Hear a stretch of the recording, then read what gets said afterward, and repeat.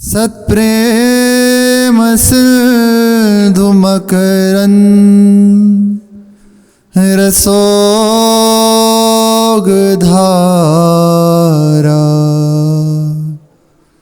सारा नज श्रमभितः स्रवदाश्रितेषु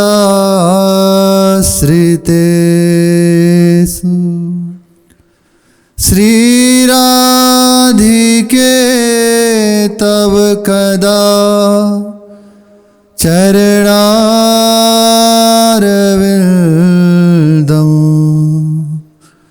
गोविंद जीवन धनं शिरसा वहामि।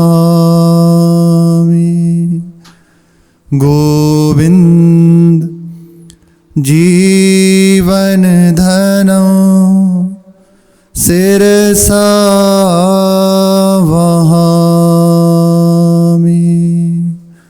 राधा राधा राधा राधा।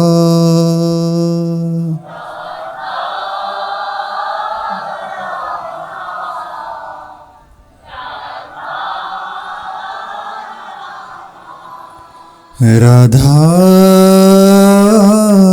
राधा राधा राधा।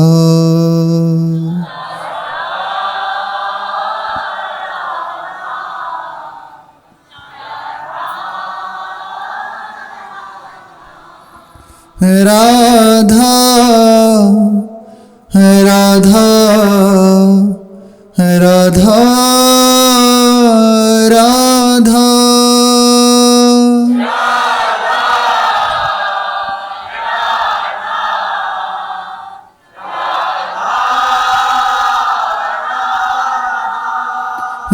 राधा राधा राधा राधा।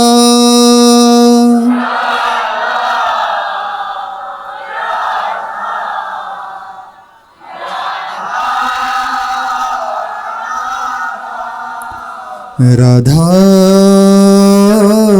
राधा राधा राधा।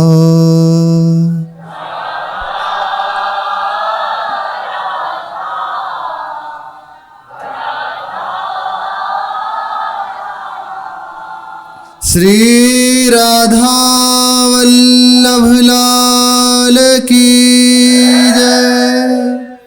अपार करुणा सिंधु अहेतु की कृपालु परम उदार महामहिमाशाली श्री वृंदावन धाम धाम के आराध्य युगल सरकार श्री श्यामा श्याम, इनके सुख में सुखी समस्त सहचरी वृंद, धाम का समस्त परिकर निज परिकर, प्रभु के चरणों का आश्रय, इन्हीं की सतत स्मृति, एकमात्र यही हमारे हृदय की जो मांग है उसकी पूर्ति कर सकता है।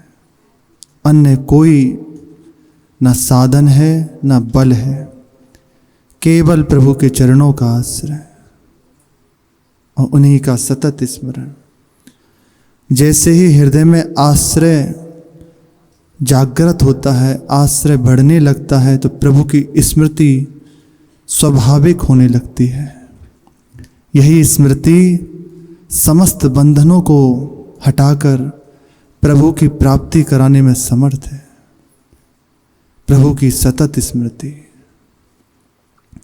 और ये भक्तों की कृपा से, संतों की कृपा से ही संभव है। भक्तों का संग, उन्हीं की कृपा से हृदय में प्रभु के चरणों का आश्रय और प्रभु की स्मृति। भक्तों के प्रसंग में श्री मीरा जी का प्रसंग चल रहा है। पूर्व में सुना, रतन सिंह जी से चर्चा हो रही है। रतन सिंह जी ने प्रश्न किया कि एक बात मेरे हृदय में है जानने की इच्छा, कि संसार में जब सब रूपों में प्रभु हैं तो विशेष वृत्ति प्रभु की श्री विग्रह में, संतों में क्यों? जो विरोधी हैं या मैं हूं या और भी जन हैं, उनसे फिर अलगाव क्यों? ऐसा प्रश्न श्री रतन सिंह जी ने मीरा जी से किया। दूसरों की उपेक्षा क्यों? जब सब प्रभु हैं तो सबसे एक सा बर्ताव करना चाहिए।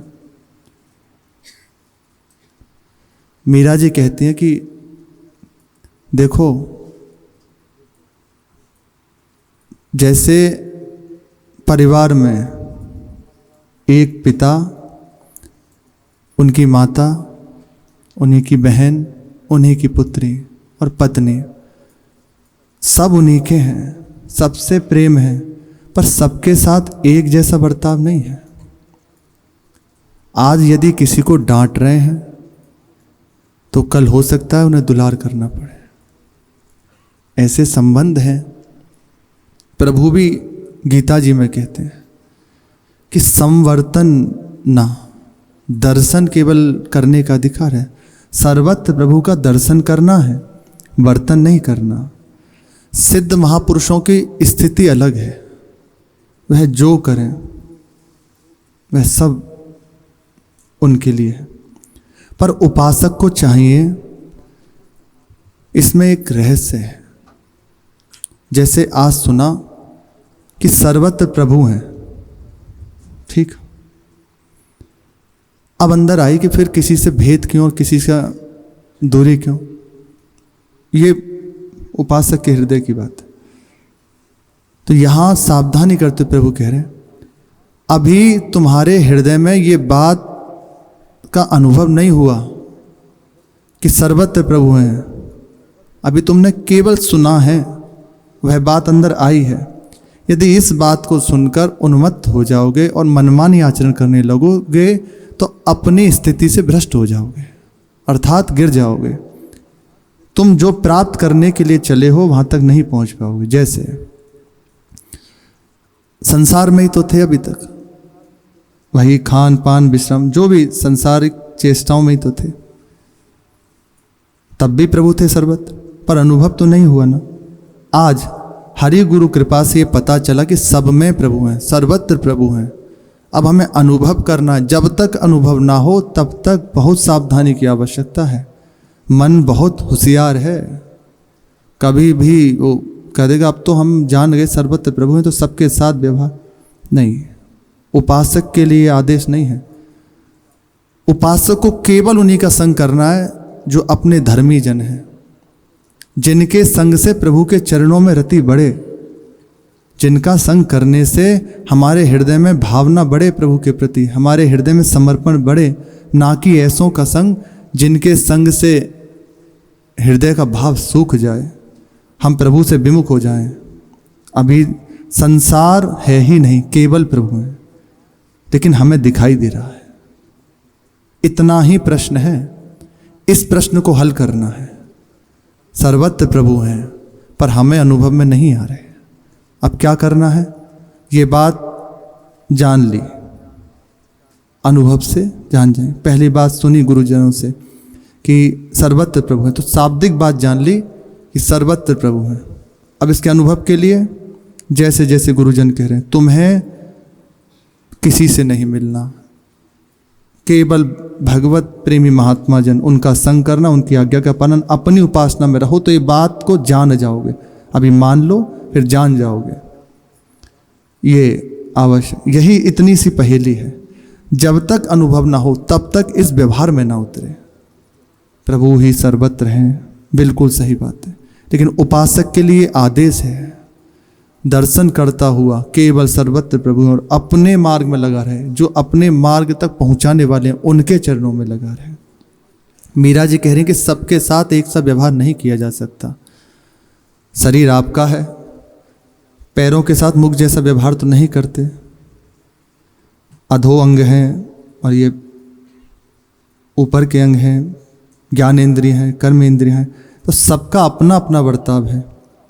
ऐसा नहीं कि आप किसी भी इंद्रिय से कोई भी कार्य कर लोगे। आपको विवेक है ना, फिर है तो ये आप ही का, फिर क्यों ऐसा? बोले उन सबकी चेष्टा है। बोले इसीलिए यही है, प्रभु का आदेश है। ये बात कई बार ना बुद्धि से जानी नहीं जाती। जब तक थोड़ा सा हृदय में प्रभु के प्रति आश्रय ना हो, नाम का जप ना हो, तो ये बात बुद्धिगत नहीं जान सकते। इसमें जरूरी है भजन। ये तभी पहेली सुलझती है, बिना भजन के ये पहेली सुलझने में नहीं आएगी।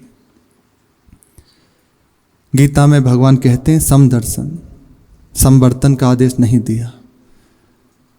चाहने पर भी हम वैसा नहीं कर सकते, श्री मीरा जी ने कहा। जब ये बात सुनी तो भोजरा श्री रतन सिंह जी कहते हैं फिर प्रभु ने बुरे लोगों को बनाया ही क्यों? अगर बुराई ना होती तो सब बहुत अच्छा होता। हमें तो यही लगता है कि बुरे लोग बनाए क्यों? कितना सुंदर होता संसार यदि सब अच्छा ही होता तो। मीरा जी कहते हैं ये जगत त्रिगुण से बना हुआ है, सत्वगुण, रजोगुण, तमोगुण। इन तीनों गुणों को मिलके ये जगत बना हुआ है। इसी से इसका सृजन, पालन और लय होता है। यदि एक भी गुण घट जाए या बढ़ जाए तो हलचल प्रारंभ हो जाएगी, इसका क्रम बिगड़ जाएगा। सृष्टि का जो पालन है, संहार है, सृजन है, इसमें अंतराय आ जाएगा, अनहोनापन आ जाता है, अनहोनी हो जाएगी। सृष्टि के संचालक को इसका संतुलन रखना पड़ता है। एक से एक महात्मा विराजमान है तो एक से एक विरोधी विराजमान है। देखो जिस समय महाप्रभु हरिवंश चंद्र जी, स्वामी जी महाराज और चारों ओर भक्ति का जैसे साम्राज्य छाया हुआ है, तो दूसरे ही पक्ष में बड़े बड़े विरोधी मिलेक्ष राजा विराजमान है। काट काट के फेंक दिया, बड़े बड़े मंदिरों को ध्वंस कर दिया। दोनों ही पक्ष हैं, एक तरफ भक्ति का साम्राज्य विराजमान हो रहा है तो दूसरी तरफ है बुराई के बिना भलाई अपनी पहचान खो देती है। रावण से ही राम जी की महत्ता प्रकट होती है, आवश्यक है लीला में। परिवर्तन संघर्ष का नाम ही संसार है। यदि हम ये विचार कर लें कि बुराई हट जाए, केवल भलाई भलाई रहे, तो इस संसार का क्रम बिगड़ जाएगा। ये हो नहीं सकता, क्योंकि बना ही है, ये इस सृष्टि का स्वरूप है। हाँ, इससे परे धाम है सच्चिदानंद में, जहाँ ना बुराई है ना अच्छाई है, ना कुछ बुरा है ना कुछ भला है, ना उत्तम है ना अधम है, केवल प्रभु ही प्रभु है। चिदानंद में प्रभु, उनका धाम और उनकी लीला, जहाँ ना दुख है ना सुख है, केवल आनंद में प्रभु के साथ विहार है। वह इससे परे है। इससे निकल जाए, निकला इससे तभी जाता जब उन प्रभु की हृदय में खोज जागृत हो जाती है। जब तक उन प्रभु की खोज जागृत नहीं होती, जब तक उस परम सुख को पाने की हृदय में लालसा जागृत नहीं होती, तब तक इस त्रिगुण में संसार से निकल नहीं सकते। शांति मन की ही अच्छी होती है, बाहर की शांति ठीक नहीं है। मीरा जी कह रहे हैं शमशान की शांति किस काम की, पत्थर की शांति किस काम की। पड़े हैं ना। इसी प्रकार हलचल जरूरी है, तभी संसार चल पाएगा। अनेक महापुरुषों ने इन प्रश्नों के अनेक प्रकार से उत्तर दिए, पर इसका मूल एक ही है कि तुम इस संसार के प्रपंच से, त्रिगुण से रहित होकर प्रभु की ओर बढ़ो। खास बात इतनी है। आप इधर जानने में या इसकी जानकारी लेने में अपने समय को व्यर्थ मत करवाओ, क्योंकि आज तक नहीं जान पाए, कोई नहीं जान पाया। अभी भी इतनी खोज हो रही है, इतना सब कुछ है, पर भरत खंड की ही पूरी जानकारी नहीं है। अभी पूर्व में सुना ना, 9 खंड हैं, एक वर्ष में 7 क्रम से हैं, 7 द्वीपों में 9, प्रत्येक द्वीप के प्रथम द्वीप में, ये भरतखंड, किम वर्षपुर में, ऐसे इसी की अभी तक गणना नहीं हो पाई। तो हमें चाहिए ज़्यादा पीछे ना लौटें, जानकारी ना बटोरें, पहले इससे निकलने की बात हृदय में आ जाए। तो अनेक महापुरुषों ने इन बातों के अनेकों उत्तर दिए हैं। जहाँ जिस जिज्ञासु ने जैसा प्रश्न किया तो उसकी हृदय की धरा के अनुसार उसे प्रश्न का उत्तर दिया गया। कहा कि जरूरी है, ये जो भी कुछ प्रभु ने बनाया हुआ है सब जरूरी है। देवता का जब प्रकट हुए तो दैत्य ही प्रकट हुए। ब्रह्मा जी ने सबसे पहले सनत कुमार आदि चारों ऋषियों को प्रकट किया, फिर उन्हीं ने प्रारंभ में जब सृष्टि का सृजन हुआ तो केवल सतोगुणमयी सृष्टि, कहीं कोई ना दुख ना अभाव ना क्लेश ना अशांति कहीं है ही नहीं, केवल सुख ही सुख, आनंदी, सब अपने सहज वृत्ति प्रभु के चरणों में लगी, सब सहज ब्रह्म में स्थित महापुरुष। जब बाद में देखा कि मेरी सृष्टि तो चल ही नहीं पाएगी, तो बनाया गया है इसे ऐसा। अब हमें चाहिए जो हमारे सामने प्रश्न है इससे निकलने का। मनुष्य का जन्म इस प्रपंच से निकलने के लिए मिला है। इसी त्रिगुणमयी माया में हम फंसे हुए हैं आज तक। अब इससे निकलने के लिए प्रभु ने अवसर दिया कि सुंदर सौभाग्य मिला, मनुष्य का देह, संतों का संग, प्रभु के चरणों का आश्रय, बस अब निकल चलो। ये इसीलिए मिला है, इस त्रिगुणमयी माया से निकलने के लिए। दूसरा, इस मनुष्य जीवन का कोई कर्तव्य नहीं, केवल प्रभु की प्राप्ति, कोई दूसरा नहीं। अन्य योनियों में ये सब हो रहा है, अनेक जन्मों में हम यही करते आए, पर आज तक शांति नहीं मिली। अब सौभाग्य मिला है। यदि अब भी विवेक का उपयोग नहीं किया, प्रभु के चरणों के बल से अपने को संभाला नहीं, तो बहुत विलंब हो जाएगा, भटकना पड़ जाएगा निश्चित। इसलिए जैसा भी प्रभु ने सृष्टि का सृजन किया है वह बहुत ही सुंदर है। उधर ना देखकर हमारी दृष्टि प्रभु पे हो। इसी प्रकार कई चर्चाएं हुई। ये चर्चा हो ही रही थी कि देखा विक्रम सिंह जी सो गए। सुनते सुनते पाप हृदय में हो ना तो प्रभु की चर्चा सुहाती नहीं है। ये यदि जैसे जैसे पवित्र हृदय हो रहा है, हृदय में यही बातें अद्भुत लगनी, यही जिज्ञासा पैदा कर देती हैं। ये चीज बात है, इतना कष्ट में संसार कैसे निकलूं, इन्हीं बातों से आ जाता है हृदय में। जैसे श्रवण हुआ, सब दुख में, सब नाशवान है, फिर निकलूं कैसे। अब खोज होने लगती है, प्रभु कृपा करो मुझे निकालो इस प्रपंच से, फिर मार्ग दे देते हैं। पर पाप में हृदय फिर या तो सो जाएगा या उठ के भाग जाएगा। देखिए देखिए, हम तो बातों में लगे हैं, चर्चा में लगे हैं। ये छोटे लाल जी तो सो गए, मीरा जी ने कहा। फिर उठाए उनको, कहा कि आप कुछ आरोग लीजिए, कुछ पा लीजिए। कहा कि अभी हम पाके आए हैं, अब तो भूख भी नहीं है, फिर कभी जब दोबारा आएंगे तब देखेंगे। ठीक, जैसी आपकी राजी। फिर विक्रम सिंह जी से पूछते हैं मीरा जी कि कुछ सीख रहे हैं क्या आप, क्या चल रहा है आपकी पढ़ाई में या आपकी दिनचर्या में, क्या चल रहा है। कुश्ती, तलवार, तीर चलाना और घुड़सवारी ये सीख रहे हैं, रतन सिंह जी ने बताया। पढ़ना लिखना भी तो सीख रहे हैं, ये नहीं बताया। बोले हाँ, पढ़ना लिखना भी सीख रहे हैं। अच्छा, ये तो बहुत अच्छी बात है, एक साथ बहुत कुछ सीख रहे हैं। जब सीख जाएं तब एक दिन मुझे भी दिखाइएगा। दिखाएंगे, इन्हीं को दिखाएंगे कि कैसे निशाने पर तीर लगाते हैं। मीरा जी ने कहा कि जब सीख जाओ सब तो मुझे भी दिखाना कि कैसे निशाने पर तीर लगा रहे हैं। जरूर बताना। स्वीकृति में सर हिला दिया, क्या बिल्कुल भाभी साहब को जरूर दिखाएंगे, आप ही को दिखाएंगे हम।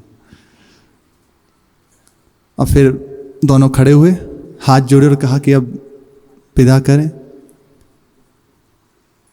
फिर कभी जब आप याद करेंगे तो आएंगे। वहाँ से दोनों चले।